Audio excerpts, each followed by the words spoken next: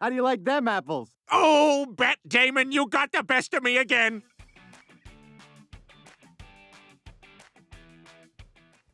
Season 1, The Sun Also Draws. Oh my God, Brian, there's a message in my alphabet. It says, ooh. Peter, those are Cheerios. The first season of the show is solid, but still has some flaws. In The Sun Also Draws, the writers developed Chris and Peter's relationship by having the latter come to terms with the former wanting to pursue art. We get glimpses of his father's outdated worldviews, such as him implying that he only loves his child because he's a scout. We know he isn't exactly Father of the Year, but that still feels harsh. It isn't until he gets a message from his spirit guide, the Fonz, that he learns to accept his son for who he really is. While it isn't bad by any means, it certainly pales in comparison to the rest of the debut season. You have anything on that remote lower than mute? Season 2, There's Something About Paulie. Are you, please God, big fat Paulie? Yeah, I'm Big Fat Paulie. We know that Peter Griffin isn't the best TV husband, but he was pushing the limits even back in the beginning. This episode focuses on him not letting Lois have any input. From buying a non-functioning car to carelessly allowing a member of the mob into their home, he goes out of his way to disregard her. When she finally puts her foot down, his complaints about it result in a hit being put on her.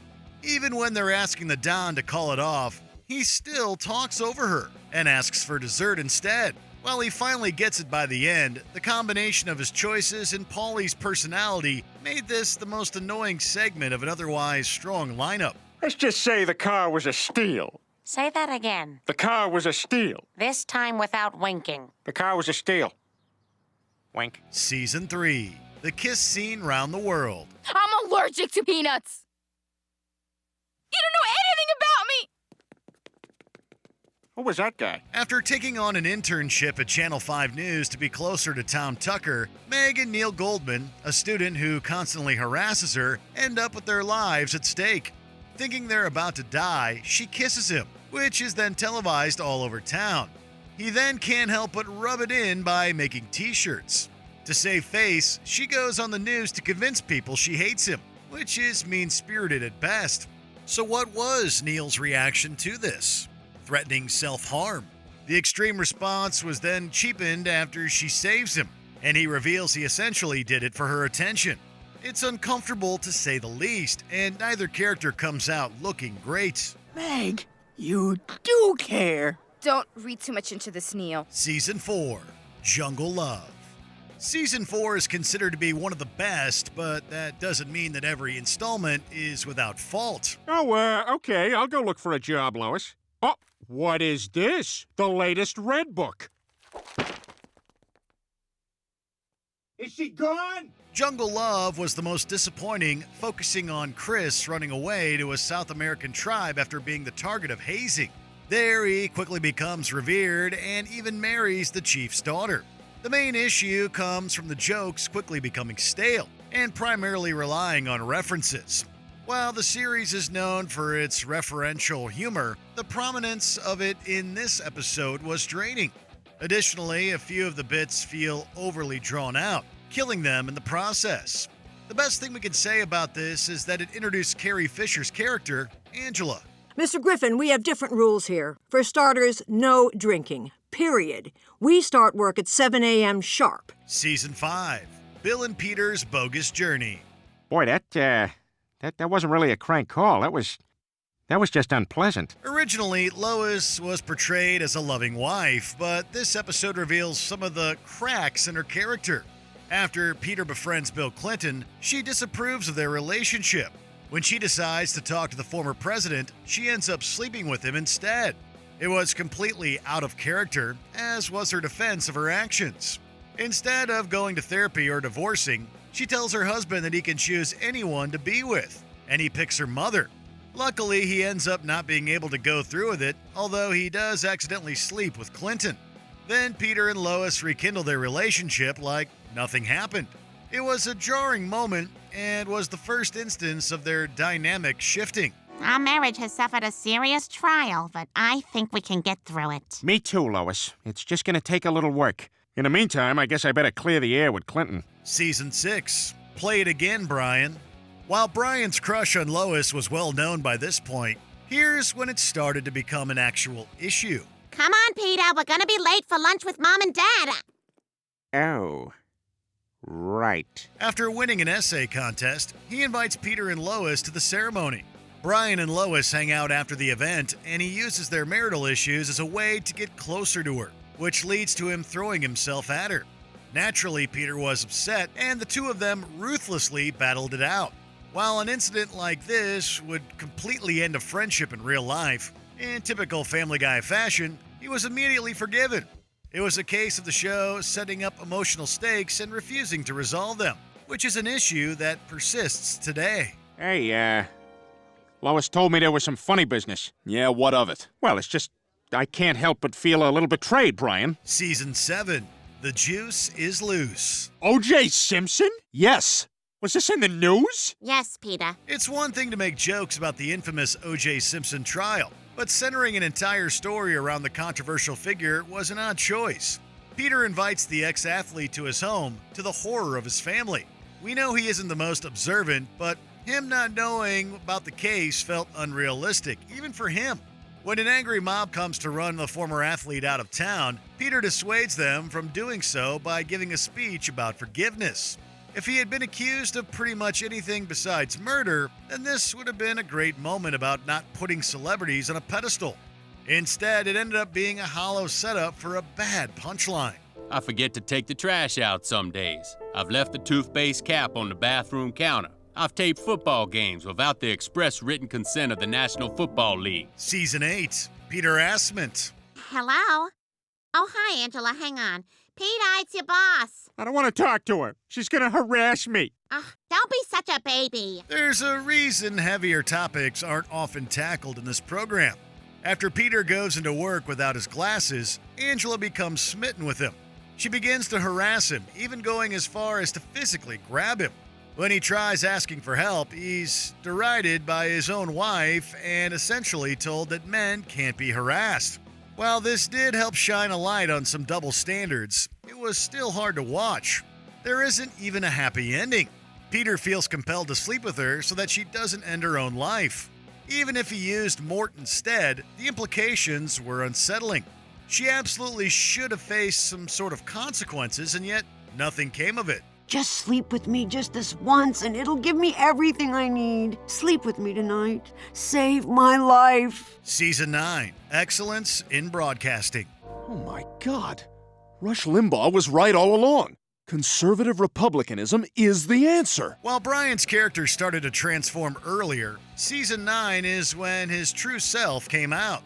He had been shown as a critical thinker with his own set of beliefs, but Excellence in Broadcasting did everything it could to reverse that. When controversial radio host Rush Limbaugh came to Quahog, the K9 abandoned his own principles to instead follow in his footsteps. It was embarrassing to see him try and convince others and himself that he wasn't anything more than a contrarian. He even resorts to attempted torture as a product of his new mindset. While we understand wanting to add some nuance to the character, this did the opposite of that and instead retconned his intelligence, which unfortunately ended up being a permanent change. Look, Brian, all I'm saying is it's not normal for people to change their political views so radically overnight. Season 10, Screams of Silence, the story of Brenda Q. I want the girl I grew up with back.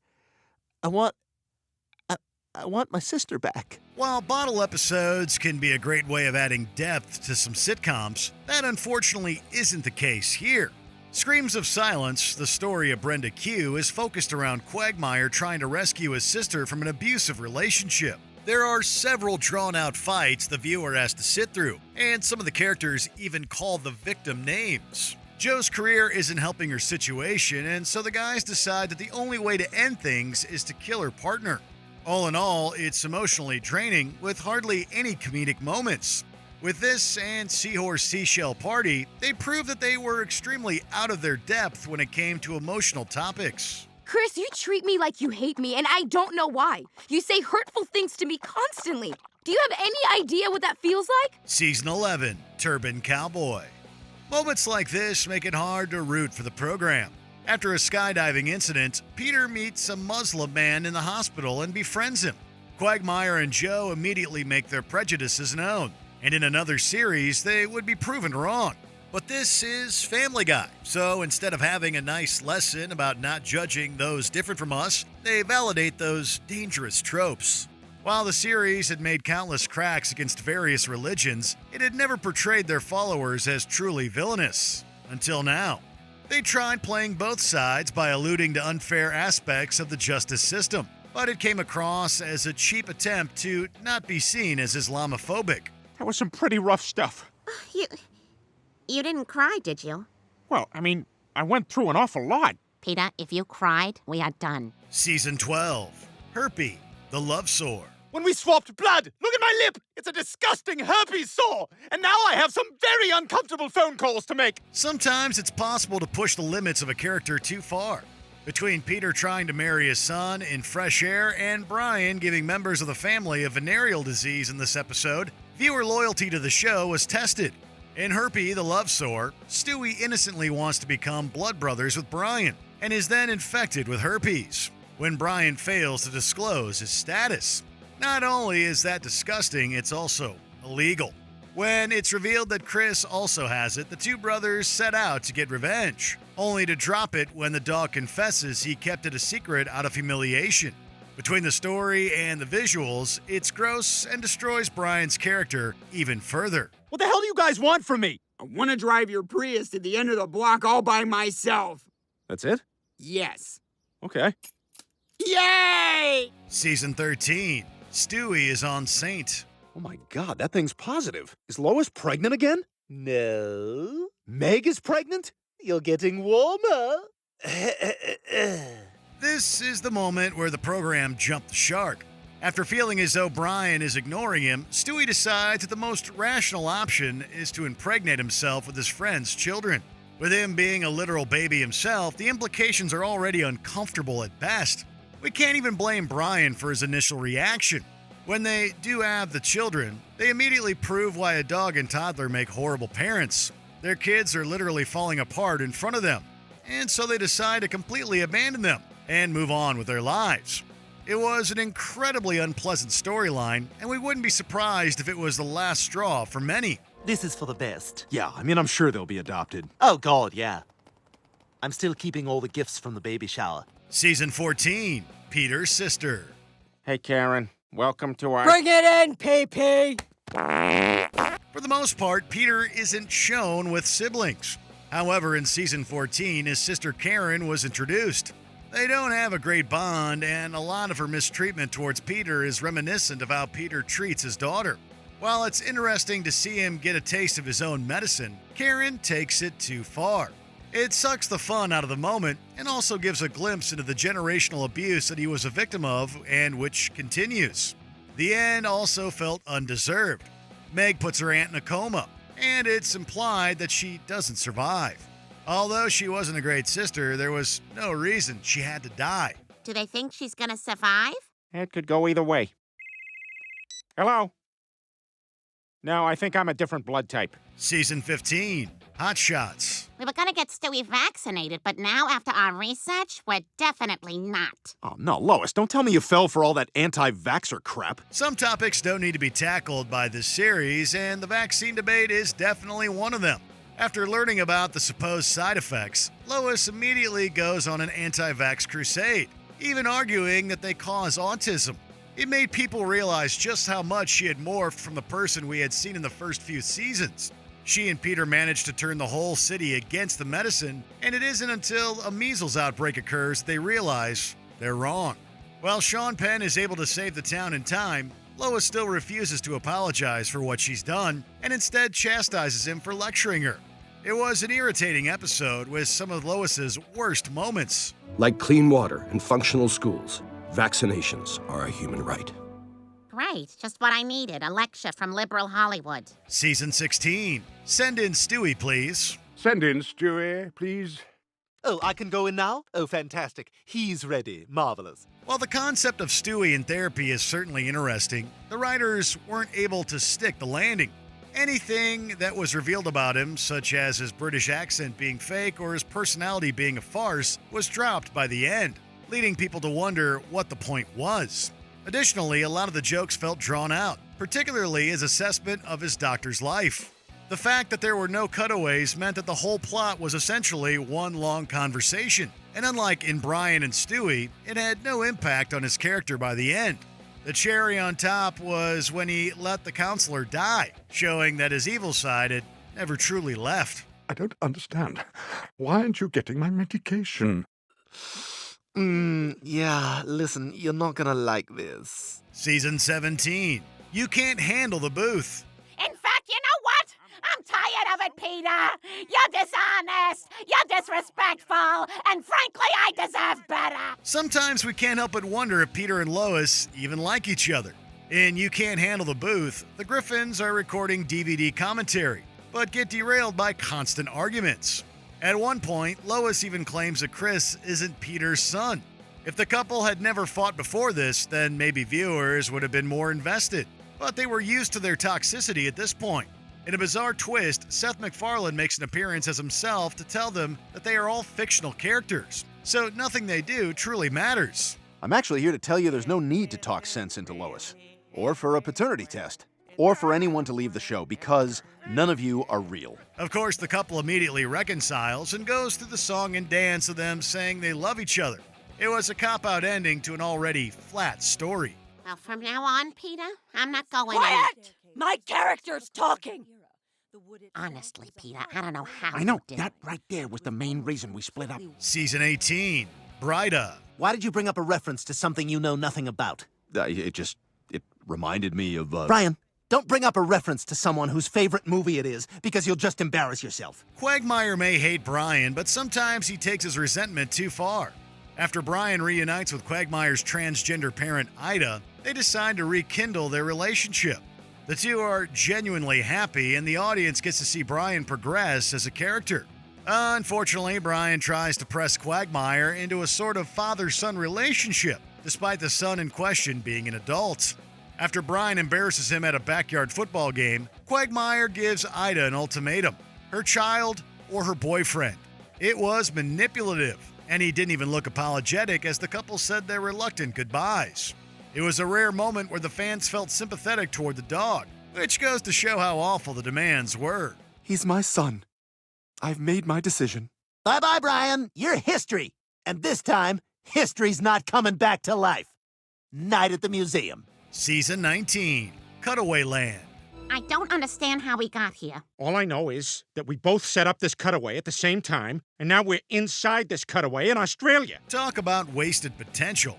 Peter and Lois get trapped in a place consisting of their cutaways, scenes that interrupt the main scene. They decide to take this opportunity to spend some time away from their children. Beyond that, the plot didn't really go anywhere until the whole family was stuck with them. Most of the runtime was filled with references to previous jokes, which lost its charm early on. While the eventual solution was fun as a callback, it felt rushed. To add insult to injury, the whole experience actually ended up being in Peter's head the whole time. While we know Cutawayland could never truly exist, it still felt like they took the easy way out. Oh, maybe you shouldn't have eaten those raw oysters. I'm fine. Let's just go home. Season 20. HBO-no. The anthology episodes of the sitcom are usually hit or miss. Let's start with Game of Thrones, which aired 8 seasons and was beloved by America for 6.5 seasons. While some stay true enough to the source material, others just feel like a wild guess. HBO-no was unfortunately the latter. The gang recreates different HBO originals, mocking the various tropes. Peppered throughout the parodies are self-deprecating jokes about their lack of awards, which were way too similar to a previous segmented installment. Fans felt as though the show had phoned in the jokes, particularly when it came to Game of Thrones. It was a classic case of an interesting concept but weak execution. It also didn't help that there had already been another slightly underwhelming anthology, Rock Hard, including 2 in 1 season, came across as excessive and slightly lazy. Yep, it was fun playing dress-up, but I think we can all agree that for Sunday night entertainment, Fox is the place to be. Season 21, The Candidate. That's disturbing even to me, and I've been to an Eyes Wide Shut party. It's sad to see how Peter and Lois's relationship has transformed. In The Candidate, Stewie runs against Doug, his enemy, for the role of snack captain. It's a pretty standard election, with the two utilizing smear tactics. Then it takes a dark turn when Chris tells his opponent that he was an accident. Naturally, this rattles the baby, and his sibling didn't help by giving him a tape of the night of his conception. He learns the unfortunate truth that he and all his siblings were conceived non-consensually. Peter is even heard being fearful and telling her to get it over with. In the end, it didn't matter. Stewie won after Doug suddenly died. It was a rash ending and, of course, never mentioned again. Brian, say hello to the new snack captain. Which season do you think had the worst episode? Let us know in the comments below. What was that? Hilarious mom whine joke. You think so? Did you enjoy this video? Check out these other clips from Watch Mojo, and be sure to subscribe and ring the bell to be notified about our latest videos.